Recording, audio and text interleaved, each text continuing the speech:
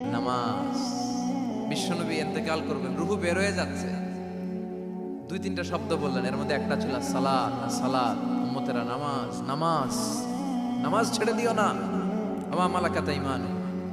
মানুষ ইন্তেকালের আগে শ্বাস বের হয়ে যাচ্ছে, রূহ চলে যাচ্ছে, ওই মুহূর্তে কি জরুরি কথা বলে নাকি ফালতু কথা বলে?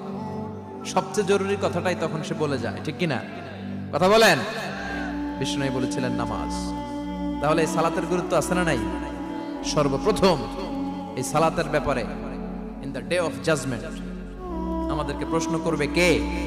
সালাতে কায়েম করো, সালাতে কায়েম করো, হবে সম্মানী তুমি, হবে জান্নাতি তুমি, হবে সম্মানী তুমি, হবে জান্নাতি তুমি, দিবে কাল হাসরে শীতল ছায়া হারশে আজিম, রব্বিয়াল আলা রব্বিয়াল আযীম, রব্বিয়াল আলা রব্বিয়াল আযীম। সুবহানাল্লাহ পড়ে।